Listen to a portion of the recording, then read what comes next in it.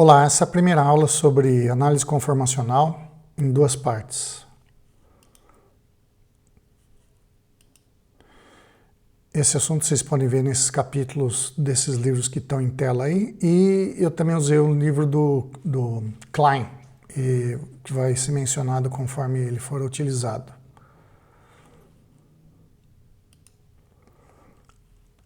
Começar com esse painel aqui que eu obtive desse endereço. Vocês têm o endereço no PDF da página, na PDF da aula, tá? Ele foi feito pelo Valiulin aqui, e ele tem esse Roman A. Valiulin, tem vários painéis interessantes sobre química orgânica. Eu recomendo que vocês dêem uma olhada lá. Então, essas aulas, essa e as seguintes, vão ser sobre estereoisomerismo, né? E ele é dividido em isomerismo conformacional, que é o assunto dessas duas aulas, e depois isomerismo configuracional, que envolve isomeria óptica, né? E que eu vou dar uma geral nesse painel para vocês. Então, o isomerismo conformacional, ele é baseado em conformeros. Então, você tem conformeros anelares, né, de compostos cíclicos de 3, 4, 5, 6... 7, 8, N membros, né? Dependendo do número de carbonos de grupo CH2 que você tem na molécula, você tem os rotâmeros e tem os atropoisômeros, né? O que são os conformeros cíclicos, né? Nós temos aqui os mais conhecidos, né? Nós temos o que é mais interessante, digamos assim, é o ciclohexano. Ciclohexano nós temos a forma barco, a forma barco torcido, né, twisted, e a forma cadeira. E você também tem alguns exemplos que a gente não vai falar aqui de tensão alílica, que envolve esses dois conformeros aqui. Quanto aos rotâmeros que nós vamos tratar nessa aula, nós temos as formas eclipsadas, em que esses dois grupos estão eclipsados, como o próprio nome diz, um com o outro. Aqui no desenho vocês sempre vão ver um pouquinho deslocado, senão você não daria para ver o segundo grupo, tá? Isso é importante. E você tem as diversas formas alternadas. As formas alternadas que não estão anti, ou seja, os grupos estão exatamente opostos um ao outro, né? A gente chama ela de gauche. Pode ser para a direita ou para a esquerda, tá? Então você tem as formas alternadas gauche. Você tem, entre cada gauche, você tem eclipsado, né? Eu vou lhe explicar isso mais tarde, mas basicamente você tem eclipsada, a gauche e a anti, né? A anti é uma forma de alternada. Aqui você está vendo esse ciclo da volta um no outro, que a gente vai explicar já já. Atropoisômeros, talvez vocês achem alguns exemplos no livro que vocês vão estudar, mas a tropoisomeria baseada em eixo quiral. Vocês devem ter ouvido falar de átomo quiral, né? Centro quiral. A gente não tem só centro quiral, nós temos centro quiral, nós temos eixo quiral e nós temos plano quiral. Então a tropoisomeria é baseada em eixo quiral, né? E o que acontece é que você tem uma deficiência em rotação, esses anéis, por algum motivo estérico, né, de tamanho, não conseguem girar, e com isso você gera um par de enantiômeros, tá? E eles têm um jeito especial de escrever aqui, tá? Não vou entrar em assunto, eu quero só dar uma geral para vocês do que pode acontecer. Como eu disse, pode ter eixo quiral, a tropoisomeria, ou você tem plano quiral. Pode ter molécula que não tem eixo nem centro quiral, ela tem um plano quiral, ok? E aí você tem enantiômeros conformacionais, que eles, eles têm um mínimo de energia, ou eles são impedidos de movimentar, e com isso você tem um par de enantiômeros, que tem a ver com isomeria óptica, que vocês vão ver aqui do lado esquerdo, né? Então, essa aqui é a isomeria conformacional, e a isomeria configuracional, que é baseada no isomerismo óptico, né? Destrógeno, levógeno, né? Mais, menos, desvia a luz polarizada no sentido horário, que é destrógeno, ou anti-horário, que é levógeno, né? Nós temos os diastereoisômeros e os enantiômeros. Os diastereoisômeros são aqueles que não são imagem especular um do outro, Vocês vão ver isso na próxima aula, mas já estou adiantando, né? E você tem os enantiômeros, que são a imagem, o reflexo especular um do outro. Essa é a única diferença deles. Eles desviam a luz polarizada no sentido horário ou anti-horário, né? Então aqui vocês têm o centro quiral, vocês podem ter mais do que um centro quiral na mesma molécula, né? Que vocês vão ver, isso gera uma configuração absoluta, SOR, mas você pode ter eixo quiral aqui também. Então, por exemplo, aqueles alenos que a gente viu, eles têm eixo quiral. Por exemplo, aqui, lembra que uma molécula está assim, a outra está assim, né? Com isso você tem um par de enantiômeros que tem eixo quiral, você não tem um centro quiral. Já o diástero e isômeros, eles têm propriedades físico-químicas diferentes, né? Não é só a desvio da luz polarizada, e você tem aqui os dois casos. Tem o seu caso mais emblemático, na isomeria geométrica, que vocês conhecem, isômeros cis e trans, né? E como eu já adiantei para vocês, tem o caso mais geral de estereoquímica absoluta, né? A isomeria E e Z. O Z é similar ao cis, na verdade o cis é similar ao Z e o trans é similar ao E. Z de alemã zusammen, que é junto, onde os grupos de maior probabilidade estão no mesmo plano, tá vendo? Estão no mesmo plano, mesmo lado da dupla. E o entgegen, que é contrário, eles estão em lados contrários. Em alguns casos específicos, quando você tem esses grupos iguais, você particulariza esse caso de E e Z, que é a estereoquímica absoluta, para a estereoquímica relativa, e aí você tem os isômeros cis e trans. Num caso aqui de mais ligado com açúcares, né, a gente tem ainda epímeros e anômeros, tá? Que são casos específicos de isomerismo óptico, de ásteroisômeros, né? E que talvez eu mencione quando estiver falando nessa parte na segunda, mas é mais usado para açúcares, tá? Uma nomenclatura diferente para açúcares, hemiacetais, glicosídeos, etc. Tá. Eu achei esse painel bastante legal. Vai fazer mais sentido depois de vocês estudarem e ler no livro. Bom, com as considerações gerais, a análise conformacional, como definida para o IUPAC, é a avaliação das energias relativas ou estabilidades termodinâmicas, reatividades, propriedades físicas, né, físico-químicas das conformações alternativas de uma entidade molecular.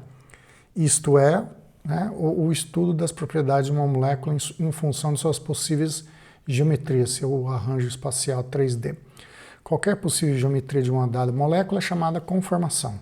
Uma conformação estável é chamada de conformero. O objetivo principal aqui é entender como forças intramoleculares tornam alguns arranjos espaciais mais favoráveis energeticamente do que outros. Lembre sempre que moléculas orgânicas são objetos tridimensionais, né? Eles não são objetos chapados num plano só. Eles ocupam um espaço tridimensional no espaço, e isso reflete em propriedades físico-químicas, reatividade das moléculas. Em solução e a temperatura ambiente, todas as ligações de uma molécula estão em constante rotação, como vocês devem saber, né? A chance que duas moléculas tenham a mesma forma em um dado momento é muito pequena, né? Elas estão sempre se movimentando, ou vibrando, ou rodando, né? Como vocês bem sabem. Grupos ligados por apenas uma ligação sigma podem sofrer rotações em torno dessa ligação, né? Por exemplo, você tem uma ligação entre dois carbonos, por exemplo, o etano aqui.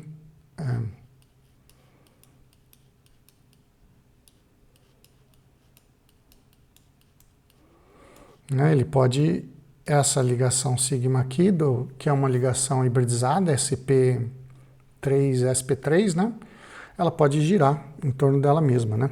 Ficam rodando os dois continuamente, né? Qualquer arranjo tridimensional de átomos que resulta na rotação em torno de uma ligação é chamado de conformação. Não necessariamente a gente tem uma mais estável. Dependendo da temperatura ambiente, você vai ter ela rodando indefinidamente ali, né? Uma análise da variação de energia que a molécula sofre com um grupo girando sobre uma ligação simples é chamado de análise conformacional, que é o que a gente vai fazer aqui nessa aula. Mas, para deixar mais claro, essa figura bonitinha aqui do livro da Bruce, né? Conformações são estruturas que podem ser interconvertidas por uma simples rotação de uma ligação. Você não quebra ligação nenhuma, tá? Vou dar um exemplo aqui, um cachorro com as 4 patas ou com uma pata. Essa conformação aqui do cachorro não é estável, porque vocês percebem que ele tem menos equilíbrio, ele é mais instável. Mais ou menos essa analogia com molécula. Não que a molécula vai estar em patas, embora o carbono também tenha 4 ligações, né? Mas eu acho que vocês conseguiram entender a ideia. Configuração já é diferente. Configuração é arranjo, é a conectividade dos átomos, né? Então, estruturas que podem ser interconvertidas somente quebrando uma ou mais ligações covalentes são estereoisômeros, que a gente já vai discutir. Não são conformers, são estereoisômeros, tá? Estereoisômeros têm configurações diferentes, ok? Eles têm jeitos de conectar diferente, como se o cachorro tivesse um rabo na pata, aqui uma pata no rabo, né? São conectividades diferentes. Na prática, né, a diferença entre configuração e conformação é puramente uma questão de energia de ativação. Você tem que fornecer energia para aquele processo acontecer, para quebrar uma ligação ou para fazer a molécula rodar. Então, há uma zona cinzenta onde a energia de ativação para interconversão é tal que o processo pode ocorrer com uma velocidade razoável em temperatura ambiente. Uma barreira energética de 100 kJ por mol ou 24 kcal por mol, lembrando que uma caloria é 4,18 joule, né? Faz com que a interconversão de 2 conformações seja lenta bastante para que os compostos existam como substâncias diferentes. Vou dar um exemplo. Você tem esse composto aqui, que é o S-trans, e esse S-cis, tá? Eles têm essas 2 substâncias estão num equilíbrio que tem uma energia envolvida de 21 kJ. Então, como a barreira aqui, vocês estão vendo, acima de 100, que você consegue isolar as 2 substâncias, essas 2 substâncias ficam a temperatura ambiente convertendo uma na outra, em equilíbrio, né? Não está fixa. Essa aqui é pior ainda, né? Então, no etano aqui, esses carbonos, eu esqueci de desenhar um aqui, caramba. Cadê o negócio? Pronto, agora desenhei. Opa! Na verdade está para cá, né? Desculpe. Não, vamos deixar assim mesmo. Assim pode ser também. Sei lá. Nesse pior ainda, porque esses 2 CH3, grupo CH3, estão girando uma velocidade mais rápida ainda, né? Mas, por exemplo, numa dupla isso já não acontece. Você tem aqui esse isômero que é o trans, né? Para ele se transformar no cis, você tem que quebrar essa ligação pi aqui, ok? Então, você transforma no outro. Então, isso aqui são 2 substâncias totalmente diferentes. O cis não se transforma no trans, como no caso desses 2 exemplos anteriores, tá? Para ele transformar, você tem que quebrar essa ligação.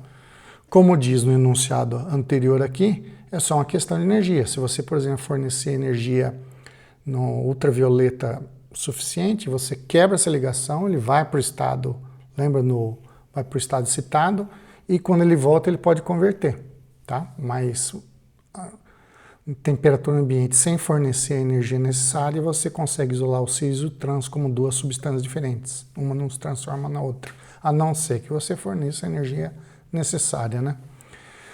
Então, a barreira de 55 kJ ou 13 kcal por mol a 25 graus é necessário para que 2 conformações diferentes levem a sinais de RMN distintos. Isso não vai fazer muito sentido agora, mas quando a gente falar de espectroscopia, eu volto a falar nisso, né?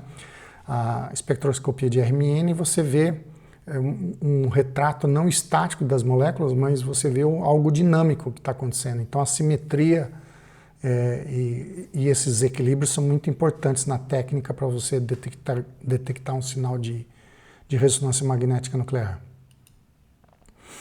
Há várias formas de representar moléculas orgânicas, né? Eu coloquei aqui, mas a gente vai treinar mais nas próximas aulas, né? Você tem essa forma aqui que vocês conhecem, que é a zigue-zague, também chamada forma de nata. Tem essa aqui que é a sela de cavalo, que a gente desenha assim, né? Onde que eu fazendo antes, né? Onde você tem um carbono aqui na frente e um atrás, você tem essa molécula está aqui, né? Com um modelinho é mais fácil de ver. Você tem um carbono aqui, outro carbono aqui, né? E você desenha os grupos, os átomos que estão ligados em cada um dos carbonos que é sp3, né? Aqui tem a projeção de Fischer, que a gente vai treinar mais quando a gente falar de estereoisômeros. E a projeção de Newman, que não sei se vocês já tinham ouvido falar, mas é outra que é bastante utilizada. Eu espero que vocês consigam passar de uma forma para outra em todas as possíveis combinações, assim que a gente acabar esse curso, né? Principalmente assim que a gente acabar essas aulas, né? E por fim a projeção de Haworth, que é mais usada para açúcares. Vocês têm um exemplo aqui, né? De projeção de Haworth. Então, veja, Haworth é mais para compostos cíclicos, tá? Mas essas daqui vocês têm que ser capazes de usar, sendo um centro quiral ou não, tá? Conformers e tal. E qual delas é mais interessante? Depende do que você quer mostrar, tá? Eu vou ensinar vocês a usar cada uma delas. E os livros também ensinam a vocês a passar de uma forma para outra e tem um monte de exercício para isso que vocês vão ter que fazer, tá? Para fixar a ideia. Falando de conformers, a gente vai usar bastante a projeção de Newman aqui, né, de rotâmeros. Nesses rotâmeros a gente tem esse ângulo que vocês estão vendo aqui, né, 0, 60, 180, que é o ângulo diedral. Na verdade é o ângulo entre esse grupo da frente e o grupo de trás, né. Tá vendo quando a gente tem esses dois H's eclipsados, eles estão 0 grau um ao outro. Conforme eu fixo esse aqui, ó, e vou virando esse. Conforme você vai virando, tá? O que acontece é que vai mudando o ângulo diedral. O ângulo diedral é esse ângulo entre esse grupo aqui e o outro aqui que você fixou, né? Então aqui é 60, como vocês podem ver aqui. E conforme você vai girando, veja, esse H aqui é esse H que está aqui agora. Conforme você vai girando ele para cá, né? Você vai aumentando o ângulo diedral. Aqui ele é 180 um com o outro. Então, essa aqui é a conformação eclipsada. Essa aqui é a conformação gauche. Tá? Você pode ter a gauche aqui, pode ter a gauche do outro lado e assim vai. E esse aqui é a anti, onde os grupos estão, não tá totalmente anti, né? Um ao outro, tá? Trans um ao outro aí, se vocês preferirem. A projeção de Newman, caso vocês não entendam como ela pode ser feita, vamos supor que você tenha a gente tem um etano aqui, né? A gente tem esse carbono aqui, é o carbono aqui da frente, e aí você tem um carbono ali lá atrás, né? Esse carbono aqui lá atrás, estou desenhando em anti, um ou outro. Você desenha assim. Então, quando você olha aqui na projeção de Newman, você pega esse eixo aqui, ó, você está olhando a molécula nesse eixo aqui, ó, esse eixo aqui, carbono-carbono, você está olhando aqui, tá? Esse carbono. Então, isso aqui é essa bola grande. E aí, tudo que está ligado nesse carbono da frente e tudo está ligado nesse carbono aqui do fundo, tá? Então, você está vendo que tem nesse carbono da frente, que é esse aqui, está ligado 1, 2, 3 Hs, 1, 2, 3 Hs. E no de trás, que você não vê, porque tem o carbono aqui da frente, tem um H, um H, um H. E esses, eles podem girar. Então, você tem um jeito muito legal de se ver conformers, tá? Pode usar para mais do que 2 carbonos, tá? Para um não dá, óbvio, né? Quer dizer, não dá. Para um, a gente não usa a projeção de Newman, mas para mais do que 2 dá. Então, essa aqui é a frente, né? Os dois juntos, aqui é a parte, os dois juntos na parte frontal e a parte posterior. Aqui a parte frontal e a parte posterior é o que vocês estão vendo lá atrás. e você interconverte a projeção Newman na projeção cavalete ou cela de cavalo, tá? Quando o que acontece com a energia? Vamos ver aqui, depois eu falo do custo. Aqui começando, né, conforme a gente vai fixar esse H aqui da frente e vai mexer no H de trás aqui, tá? Tá vendo? Esse aqui é o da frente, a gente está girando de trás. Então, conforme você vai girando esse H aqui que está lá atrás, do carbono de trás, o que acontece? Você vê que a energia está máxima aqui quando está eclipsado, e conforme você vai girando, que faz na forma gauche, 60 graus, tá vendo? O ângulo diedral aqui é 60 graus. A energia chega a um mínimo, tá? Aí, conforme você vai,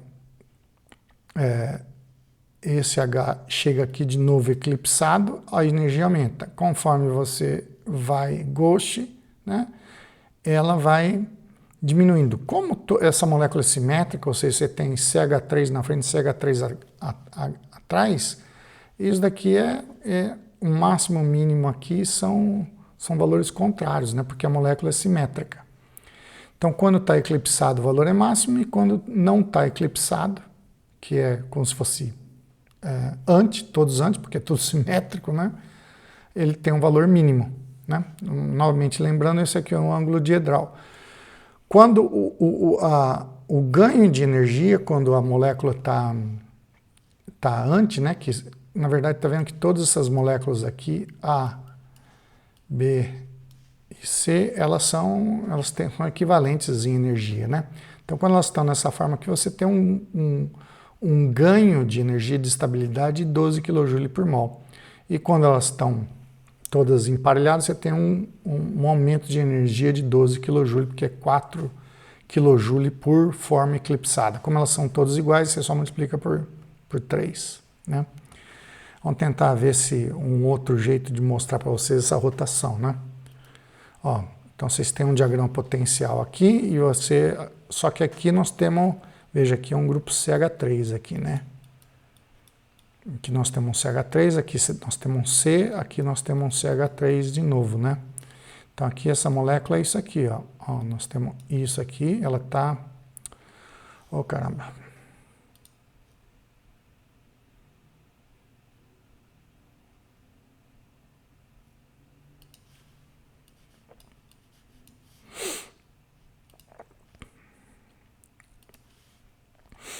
Essa molécula tá assim, né? C... a gente tem um CH3 aqui para baixo, tem C, tem um CH3 aqui para cima, e a gente tem um H aqui, um H para trás, tem um H aqui para frente do plano e tem um H para trás do plano, tá? Então, esse aqui é o mínimo de energia, porque essa aqui é a forma, se eu fosse escrever na diagrama de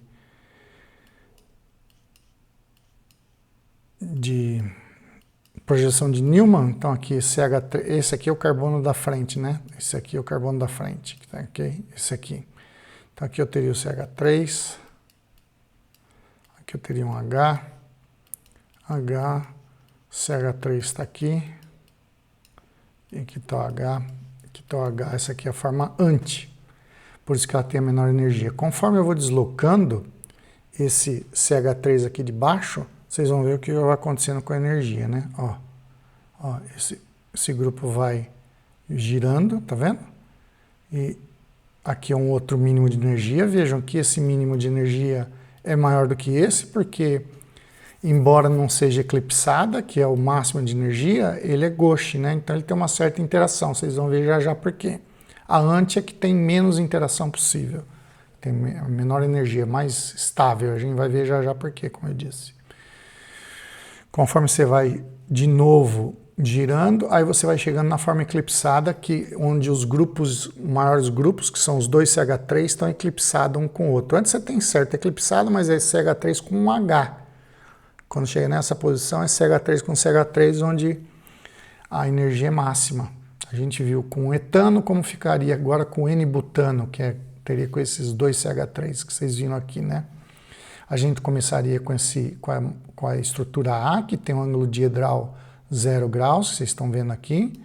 E aí, conforme vocês vão girando, a gente não vai fazer todos os ângulos, né? Mas aqui 60 graus a gente já tem o primeiro mínimo, porque a gente tem essa forma aqui gauche, ela está próxima, o CH3 está próximo um ao outro, então ainda não é o conforme de menor energia, né? Por isso você vê aqui B não é o mínimo de energia. Conforme CH3 vai chegando aqui, ele forma uma outra forma eclipsada, essa é eclipsada e essa aqui é outra eclipsada. Mas veja, aqui essa eclipsada tem dois grupos maiores eclipsados. Aqui o CH3 está eclipsado com H, o CH3 eclipsado com H. Então, é uma forma eclipsada, sim, mas de menor energia do que A, né? Conforme você vai deslocando esse CH3 de novo para cá, você chega na forma anti, onde os maiores grupos, que tem os grupos mais volumosos, estão anti um ao outro, ou trans, se vocês preferirem. Na verdade, a gente chama de anti, tá? Então, esse conformer aqui é o mínimo de energia, porque é uma forma em que, alternada, né? Em que os maiores grupos estão anti um ao outro. Então, essa é a condição de menor energia possível. Conforme esse grupo vai agora indo para lá, né? Vai continuando a sua rotação, a energia vai novamente aumentando, só que para o outro lado. Então você tem a estrutura E, que é similar à energia com a C, a F, que é similar a B, e a A, que você volta onde estava, tá? Veja que essa barreira energética, ela existe, essa barreira energética, mas a temperatura ambiente, a 25 graus, você está rodando, tá? Essa molécula está rodando, mas 72% dessas moléculas que estão, imagina se tem um conjunto de moléculas.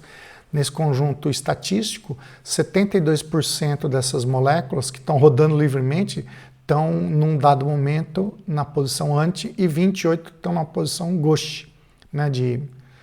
Das gauches aí que vocês estão vendo, né? Está somando todas as outras lá. E a velocidade dessa rotação, a 25 graus, é de 2 bilhões de rotações por segundo, só para vocês terem uma ideia do que nós estamos falando, né? Obviamente, quando você vai diminuindo a temperatura, essa rotação, como vocês sabem, a rotação, o movimento molecular vai diminuindo, e a tendência é que você estabilize a molécula no seu mínimo de energia, que deve ser a anti, né? Tá? Então, tem dois motivos para menor estabilidade da conformação eclipsada quando comparada com a alternada, tá? O segundo motivo, que está aqui 1, 2, né? O segundo é o mais importante. O primeiro motivo é a tensão estérica. O que é tensão estérica?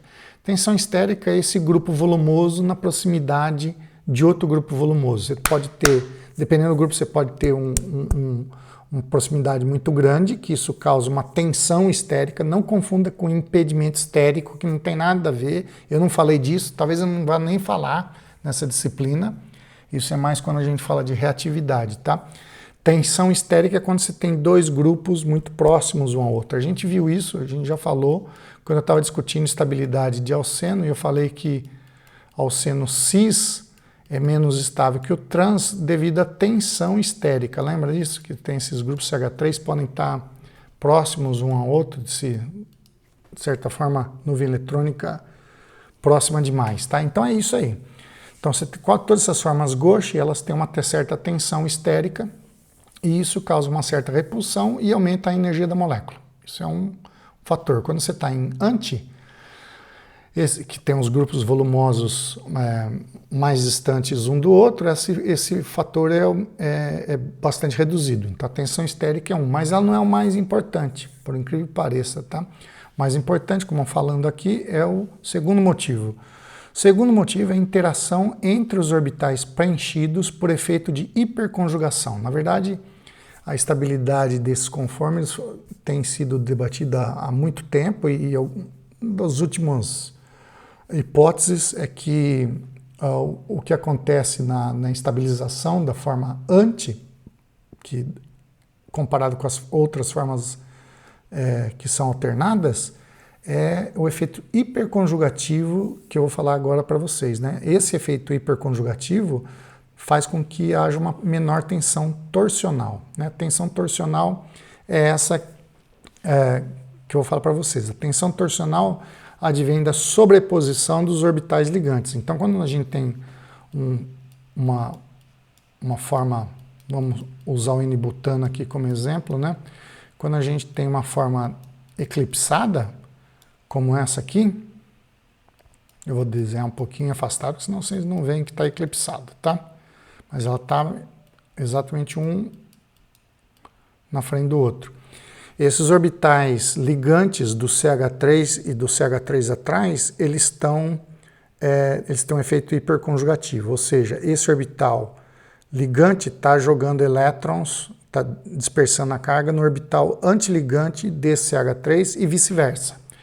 E isso não é dispersão de carga, porque os dois estão jogando elétrons nos orbitais um do outro e isso causa uma tensão torsional, tá?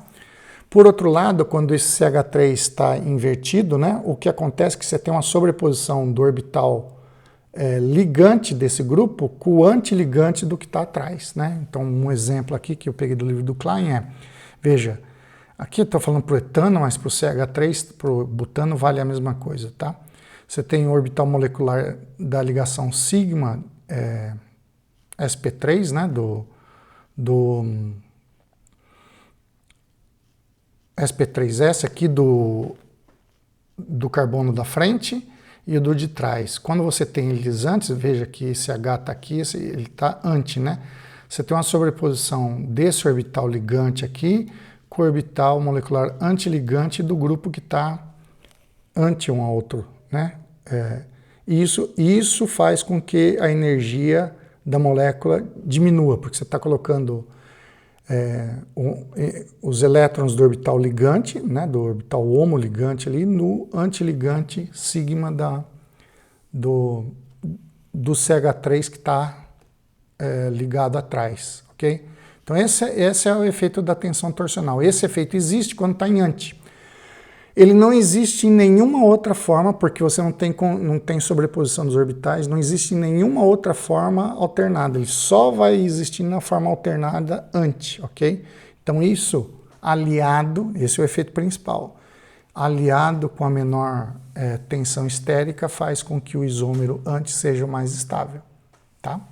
Veja, você só pode falar dessa forma de tensão torsional, né, dessa sobreposição dos orbitais sigma ligante e sigma antiligante quando você estiver na posição anti, tá? Quando você tiver antiligante e anti, vocês estão vendo que tem um monte de anti aí, né?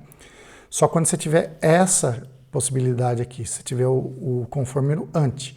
Qualquer outra conformação alternada, você não vai ter esse efeito porque não tem sobreposição dos orbitais, não é em qualquer condição que acontece sobreposição de orbitais, como vocês sabem, eles têm que estar alinhados, né? Eles têm que estar em uma determinada direção, não é em qualquer direção que acontece sobreposição orbitalar. Então, esse caso 2 é especialmente, só existe, né? E é especialmente importante para explicar a maior estabilidade do conformeiro anti. Tem uma menor tensão torsional.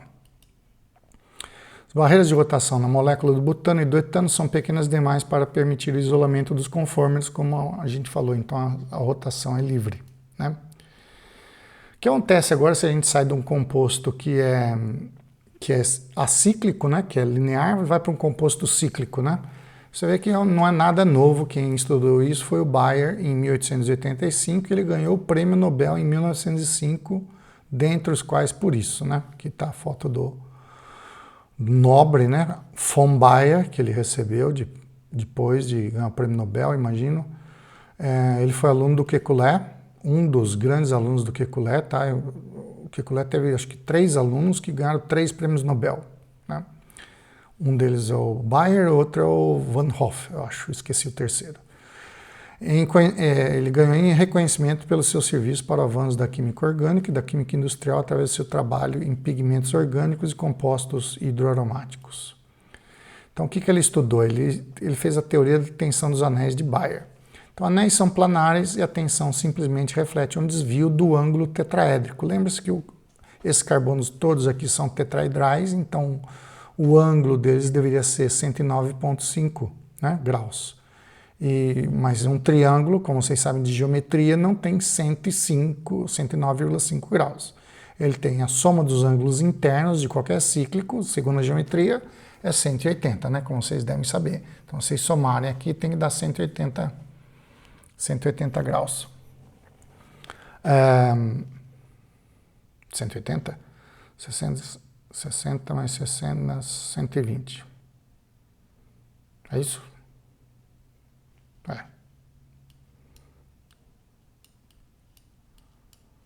Isso, 120.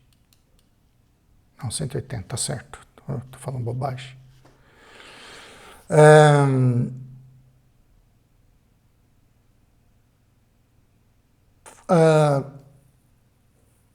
Então, aqui esses ângulos são bem menores do que deveria ser num carbono sp3, né? Então, como que a gente consegue pensar nesses dados, né? Então, aqui no ciclo propano, nós teríamos 60 graus, no ciclo butano 90, no ciclo pentano 108, 120, ciclo heptano 129, 135 e assim vai, né? Então, como que a gente pode ver a estabilidade desse ciclo alcanos aí, né? O que dá para fazer? Usar um calorímetro, como a gente viu logo nas primeiras aulas, para a gente descobrir o calor de combustão. Através do calor de combustão, de todas essas moléculas vão produzir CO2 e água, a gente consegue calcular o ΔH de combustão por grupo CH2. Tá? Vocês vão ver já como que faz isso aí. Então, quando você faz, primeiro, o que vocês estão vendo aqui é o ΔH de combustão pelo tamanho do ciclo. Então, vocês estão vendo aqui no ciclo propano energia enorme, ciclo butano vai diminuindo, ciclo pentano menor ainda. Lembrando, quanto menor o calor de combustão, mais estável é o ciclo alcano correspondente. Então, 6 aqui é o mais estável, depois aumentando a energia, depois volta a diminuir quando tiver 12, né? Então, mas nessa série aqui, o 6 é o mais estável, com 6 membros, ciclo hexano, tá? Não estou falando de benzeno aqui não, hein? Ciclo hexano, tá? Depois a gente comenta aqui esses daqui se vocês quiserem, mas não tem nada a ver com, que tem a ver com a rotação, a flexibilidade da molécula que começa a ter interações que vocês vão ver já, mas aqui é o que a gente costuma fixar mais, a nossa explicação. Então, o ciclo alcano mais estável, como vocês viram, é o ciclo hexano. Ou seja, ele não possui tensão do anel, que é isso que nós vamos falar já. Com isso, veja, ciclo hexano, a gente assume que ele não tem tensão de anel, porque o que acontece ali é você tem uma tensão para esse ângulo ficar em 109,5, só que o número de carbonos não deixa esse ciclo atingir esse ângulo que seria da hibridização do carbono sp3, tá? Esse ângulo só é atingido, que ele realmente fica com 109,5 graus de ângulo, quando você tem 6, tá? Então 6 a gente assume que a energia ou tensão é zero, né? E aí a gente tem o calor de formação, a gente divide o calor de formação, que é menos 29,5 kcal por mol, a gente divide por 6 e tem a quantidade de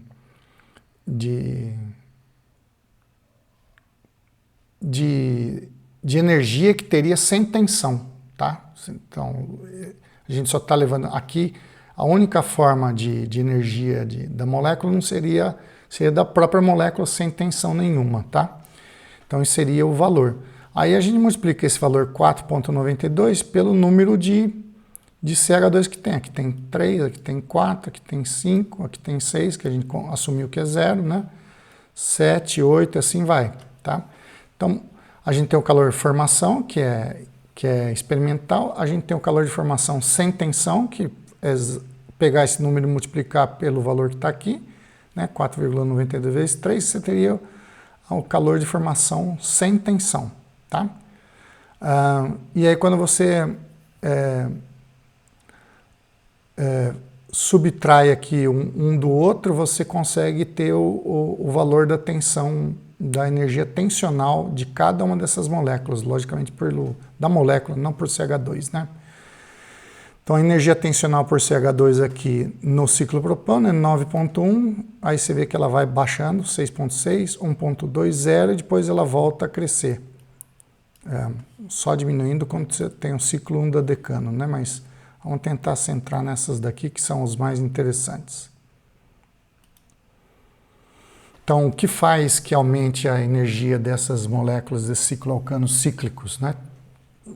Parecido com o que a gente está vendo. Numa molécula linear, você tem os rotâmeros. Aqui a rotação é impedida, tá? Mas isso não quer dizer que essas moléculas não vão ficar vibrando, ok? Elas só simplesmente não abrem. Mas elas têm uma tendência de abrir justamente porque você tem uma certa tensão. Essa tensão é a tensão angular, que advém do ângulo menor do que a hibridização, que isso é a tal da tensão angular, né? Isso existe. E tem um outro fator que aumenta a energia, que nós vamos falar já já. Então a tensão angular é a energia necessária para distorcer o carbono tetraédrico de forma que você atinja esse ângulo de 109,5, que no caso de uma molécula com 3 carbonos não tem jeito. Então, o que faz que a molécula se distorce? Quando ela se distorce, você tem uma menor sobreposição dos orbitais sp3s, né, da hibridização sp3s. Então, sem tensão ele ficaria assim, sem tensão angular ele ficaria certinho. Com a tensão angular, para aliviar o ângulo ali da hibridização do carbono, você tem uma menor sobreposição. Então, essa ligação é mais fraca, né? É menor sobreposição, e acontece com todos esses orbitais aqui, vejam, eles não estão, eles deviam estar nesse eixo aqui, para ficar com uma maior estabilidade, uma maior força de ligação. Então isso aqui é a tensão angular, tá? Que existe em todos, menos ali no ciclo hexano. E aí você tem ainda a tensão torsional, que foi aquele que a gente já explicou no caso dos compostos cíclicos, que é quando esses compostos, esses grupos, no caso aqui os hidrogênios estão eclipsados, você tem esse efeito hiperconjugativo dos orbitais ligantes, não do antiligante, porque não tem jeito de ser anti, tá? Então nessas moléculas que não tem jeito de escapar, você tem uma tensão torsional bastante alta. Então esses dois fatores, tensão angular e tensão torsional, faz com que a molécula aumente bastante de energia. No ciclo butano ele já é maior, então ele escapa um pouco da tensão angular, porque o ângulo já é maior, não é de 60, vai para... Na verdade não é nem 60, é maior do que 60, tá? O ciclo butano escapa um pouco da tensão angular, mas ele também tem a tensão torsional. Então, no ciclo butano, a distorção da planaridade diminui a tensão torsional com relação ao ciclo propano, e a tensão angular também é menor, tá? Então, nos dois, ele tenta fugir de duas coisas: do ângulo menor, ele tenta ficar mais distorcido, com isso ele enfraquece a ligação, tensão angular, e ele tenta escapar da posição em que os hidrogênios ficam eclipsados, tá? Que é a tensão torsional. O anel de 5 já tem uma menor tensão torsional e uma menor tensão angular do que os outros anteriores, porque ele é maior, então o ângulo é menor, tensão angular menor, e a tensão torsional é diminuída porque ele adquire esse formato de envelope. Na verdade, quando você vê um ciclo pentano, ele não é planar, ele tem esse formato aqui de envelope, ele é mais ou menos, ele é assim, tá? Ele tem essa ponta dobrada, se quiser, dobra uma ponta deles. Esse é o formato chamado envelope. Com isso ele diminui a tensão tanto a tensão angular do ângulo, que não é 109,5, e ele escapa também um pouco da da tensão torsional de todos esses hidrogênios eclipsados, distorcendo um pouco nessa conformação envelope. Ok? Na próxima aula a gente vai falar do ciclo hexano, que é um capítulo à parte aí.